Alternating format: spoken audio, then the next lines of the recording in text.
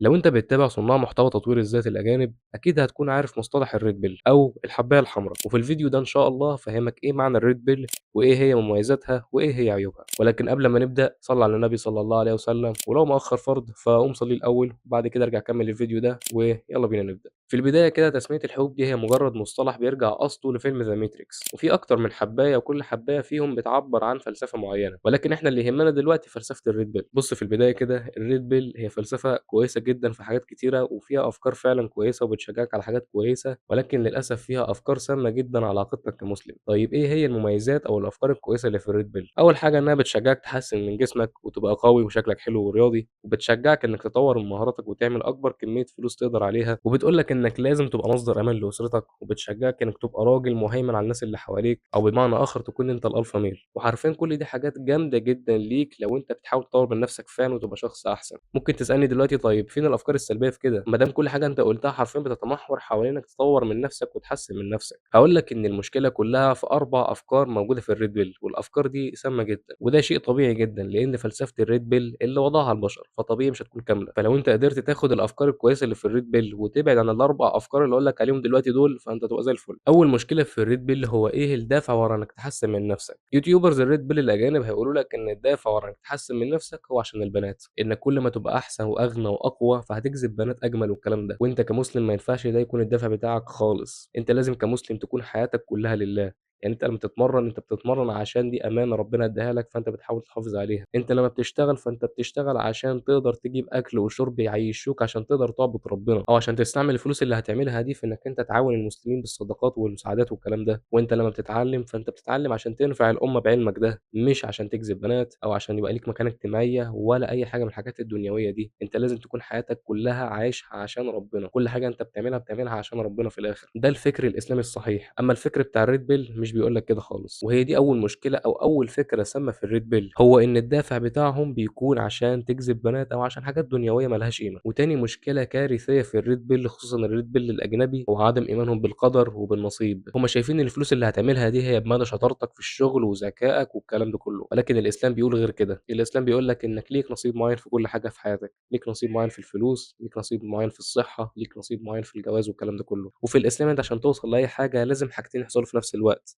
السعي وتوفيق ربنا. بدون حاجة من الاتنين دول فأنت مستحيل توصل لأي حاجة. لو سعيت وما فيش توفيق من ربنا عمرك ما هتوصل، ولو ما سعيتش فتوفيق ربنا مش هييجي فمش هتوصل برضه. وعشان كده دي مشكلة أنا لاحظتها فعلًا في الRed Pill، إنهم مقتنعين إن أي حاجة أنت هتوصل لها فهي بشطارتك أنت، وطبعًا ما فيش الكلام ده زي ما قُلنا. ولازم أنت كمسلم تبقى بتؤمن بالقضاء والقدر والنصيب والكلام ده كله، لأن ده ركن من أركان الإيمان. ولو أنت مش مؤمن أو مش مقتنع أوي بموضوع القدر ده، فأنت كده إيمانك ناقصه ركن مهم جدًا. فعشان كده لو أنت هتتبع فكر الRed Pill خلّي في دماغك إن أي حاجة أنت هتوصل لها هي مش هتحصل غير بتوفيق ربنا، مش بشطارتك أنت. أنت مش مطلوب منك غير السعي عشان تثبت لربنا إنك عايز الحاجة دي فعلًا، فربنا بالتالي إن شاء الله يعني يرزقك باللي أنت عايزه. وهي دي يعتبر تاني مشكلة أو تاني فكرة مش مضبوطة أوي في الRed Pill، هو إنهم شايفين إن أنت بتوصل لأي حاجة بشطارتك مش بتوفيق ربنا. وتالت مشكلة في الRed Pill هم نظرتهم عن المرأة أو نصايحهم في التعامل مع المرأة. هتلاقي إن أغلب كلام الRed Pill في التعامل مع المرأة هو فعلًا كلام مفيد، ولكن لو أنت بتتعامل مع واحدة مش ناضجة. ما أنت لو بتتعامل مع واحدة ناضجة فعلًا فأنت مش هتحتاج أغلب نصايح الRed Pill، لأن أغلبهم هيقول لك نصايح زي اللي هو إيه، خليك غامض وما تتكلمش عن نفسك كتير. لو واحدة ناضجة هتحس إنك أنت مش عايز تتكلم معاها أصلًا، مش هتفتكر إنك أنت واو وألفا ميل والكلام ده. وحاجة تانية برضه بينصحوا بيها إنك أنت تخليك تقيل وتتعامل بطريقة معينة تظهر إنك أنت ألفا ميل ومهيمن والكلام ده. ده برضه هيجيب لك نتيجة عكسية لو أنت بتتعامل مع واحدة ناضجة، لأن مع الوقت هينكشف إنك بتتصنع وبتحزق عشان تبين صورة مش حقيقية عن نفسك. وتالت حاجة وهي دي أسوأ فكرة بيسوقوها، هي إنك أنت المرأة اللي معاك سواء خطيبتك أو مراتك هي هتسيبك أو هتبعد عنك لو شافت راجل أوسم منك أو أغنى منك أو أجمل منك أو عنده عضلات أكتر منك. ومش محتاج أقول لك إن دي فكرة غبية جدًا لو أنت مصدقها فعلًا. المرأة الناضجة بجد مش هتفرق معاها الكلام ده كله طول ما أنت راجل فعلًا معاها، طول ما أنت قد كلمتك، طول ما أنت فاهم يعني إيه قوامة، إنك أنت قادر تشيل مسؤوليتها فعلًا. لو أنت عندك الحاجات دي فمش هيفرق معاها وسامتك،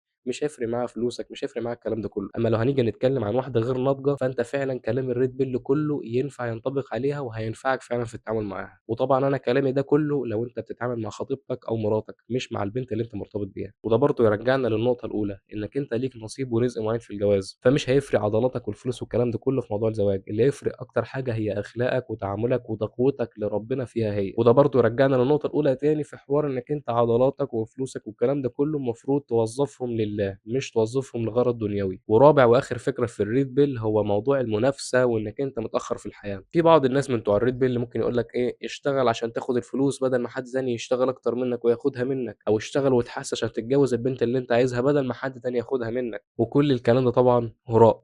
ده يرجّعنا برضه للنقطة الأولى، إنّك أنت فلوسك مكتوبة لك، ولو ليك نصيب في الجواز فهي مكتوبة لك وما حدش هيتجوزها منّك. فأنت مش محتاج إنّك أنت تشغِل نَفْسك بإن فلان هيبقى سابقني وممكن ياخُد الفلوس بتاعتي ومنافسة ومش عارف إيه وبتاع. لأ، أنت اسعى وما لكش دعوة بحد، وما تقلقش، كده رزقك مكتوب لك ما حدش هياخده منّك، سواء الرزق ده فلوس، صحّة أو زواج أو غيره. ولكن نقطة مهمة جدًا لازم أوضّحها، إنّك أنت الإسلام مش بيقول لك خلّيك متواكل، خلّيك متوكِّل ولست متواكل. التوكُّل على الله هو إنّك أنت بتسعى وبتستنى توفيق ربنا، الاتنين في نَفْس الوقت، سعي وتوفيق. أمّا التواكل على الله هو إنّك أنت مش بتسعى ومستني التوفيق اللي مش هييجي لو أنت مش بتسعى، وهو ده الغلط، لإن السعي والتوفيق مقترنين مع بعض، هيحصلوا في نفس الوقت فهتوصل، ولو حاجة فيهم مش موجودة فعمرك ما هتوصل. وحاجة تانية وهي دي نصيحة عمومًا لحياتك، هي إنّك أنت خُد الفاكهة السليمة، اعتبر الناس دي عبارة عن سلة فواكه فيهم فاكهة فاسدة وفيهم الفاكهة السليمة، فخُد الفاكهة السليمة وسيب بقية الفواكه الفاسدة. فأنت دلوقتي لو واحد بيتكلم سواء Red Pill أو أي حاجة تانية في الحياة، هتلاقي إن هو ممكن بيقول جانب صح وجانب غلط.